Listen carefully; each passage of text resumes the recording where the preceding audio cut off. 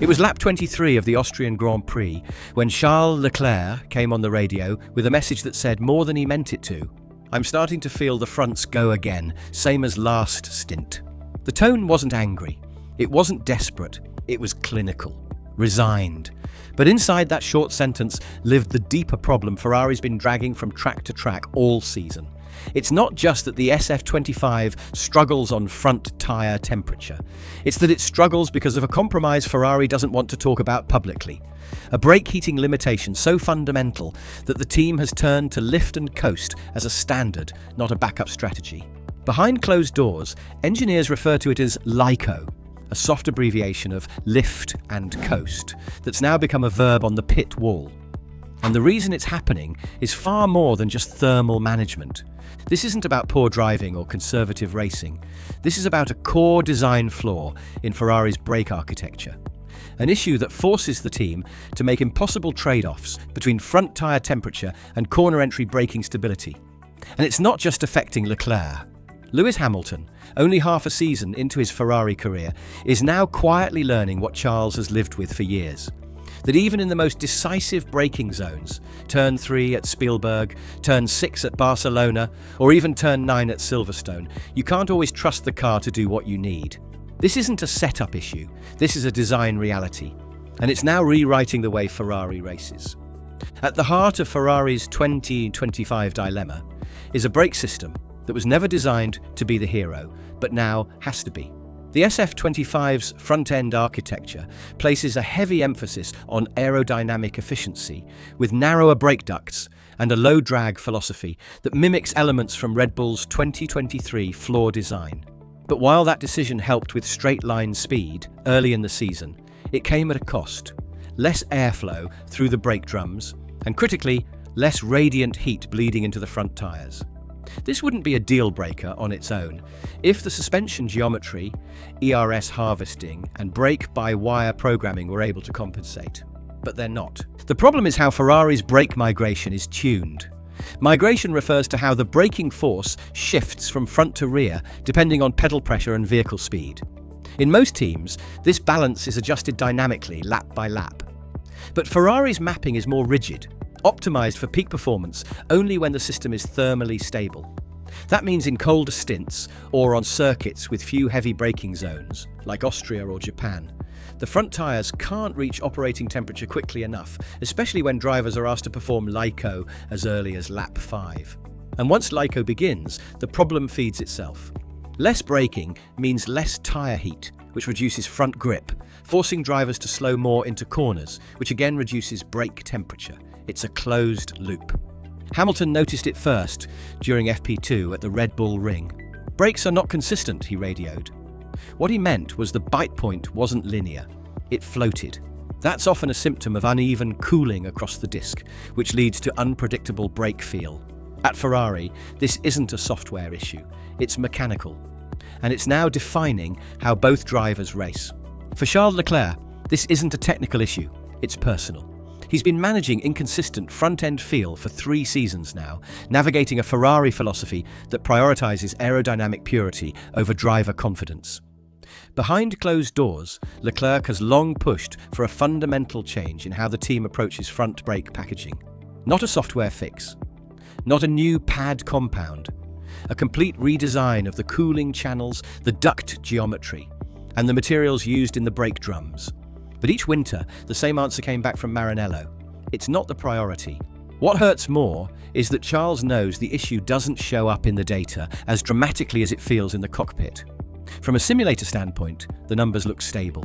It's only under live race pressure, when braking zones shift lap to lap, tyres degrade, and wind picks up across a circuit, that the weakness truly reveals itself. Lewis Hamilton is just beginning to understand what Leclerc has been living with. In Mercedes' world, brake behaviour was practically sacred, something engineers spent years perfecting around Hamilton's style. His legendary consistency on the brakes came not just from skill, but from trust. Trust that the car would decelerate exactly how he expected, even as conditions changed.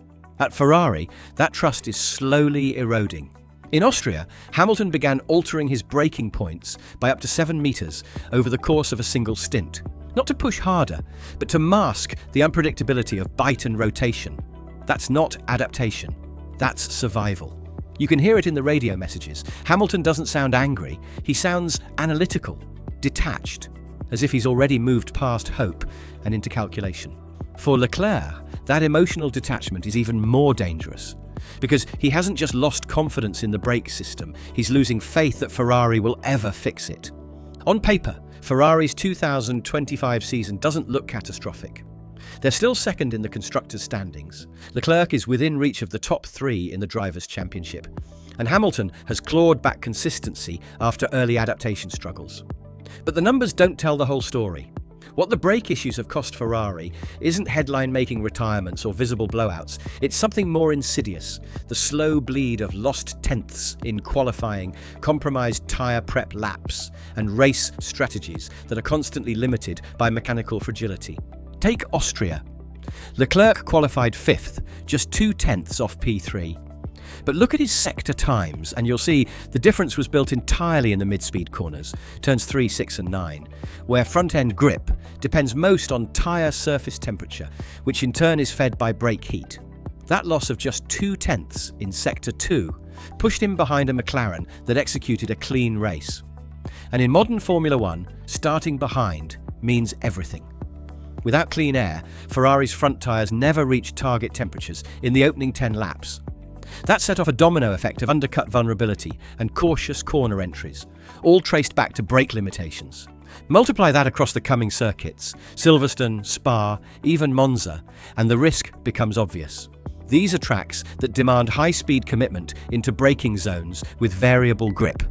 If Ferrari can't generate predictable thermal load, they'll be forced into conservative strategies that bleed points over time. And in a championship measured in single digits, those invisible losses may be the difference between contending and conceding. This wouldn't be the first time Ferrari's pursuit of aerodynamic or mechanical purity has come at the cost of race day adaptability. Back in 2016, the SF-25 showed signs of front-end instability that were initially attributed to setup flaws. But insiders later revealed the root cause. Ferrari had committed to a front suspension design that limited mechanical compliance in favour of wind tunnel gains. Engineers flagged it early. Drivers felt it all year, but the architecture remained unchanged. Fast forward to 2020, and the infamous SF-1000 was so draggy that it required a low downforce configuration at nearly every circuit, all because Ferrari had prioritised a rear-end packaging concept that boxed them into an inefficient cooling layout. Again, the signs were there. Again, the team doubled down. The 2025 brake issue is cut from the same cloth. Ferrari's philosophy of tight packaging and narrow ducting isn't new. What's different now is the competition's adaptability. Red Bull, for instance, redesigned their brake drums and disc shrouds between Imola and Barcelona to better stabilise front temperatures without increasing drag.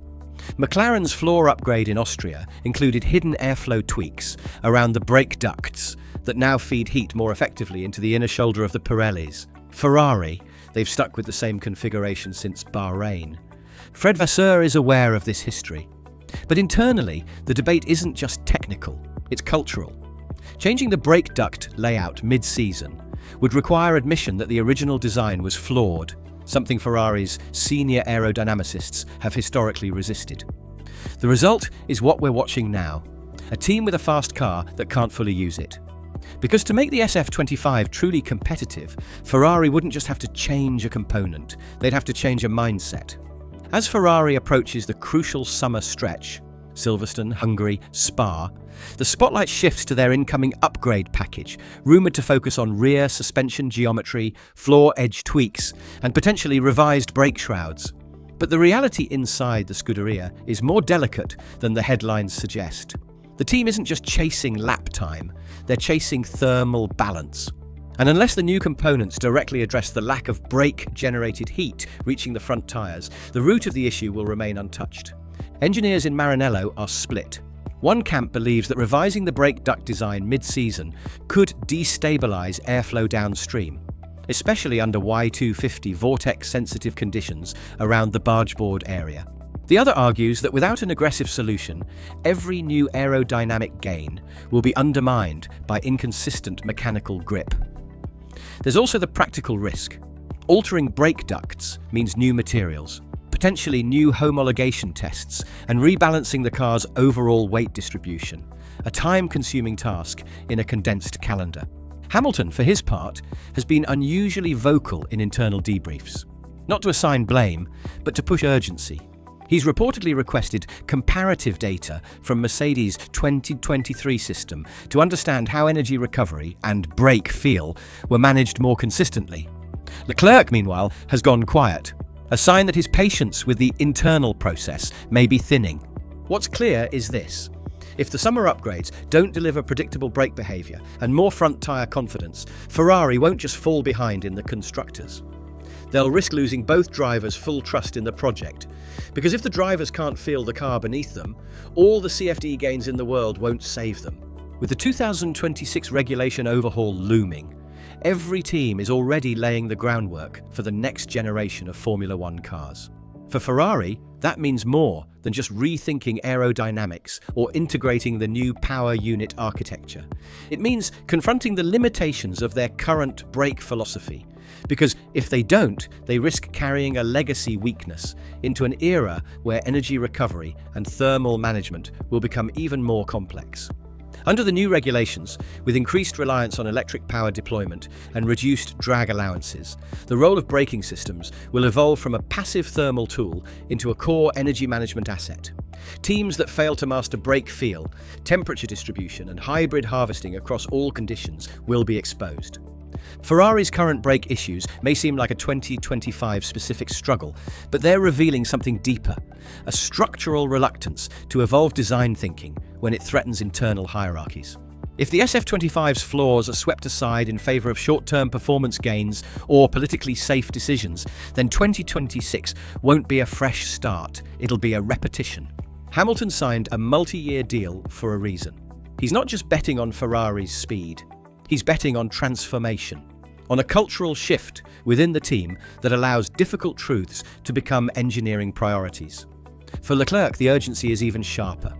He's in his prime, delivering elite performances in a car that's only 90% there. If Ferrari wants to keep both drivers engaged and truly challenge Red Bull in the hybrid twilight years, they can't afford to lift and coast through their own design compromises any longer. The time to fix the brakes isn't winter 2026, it's now.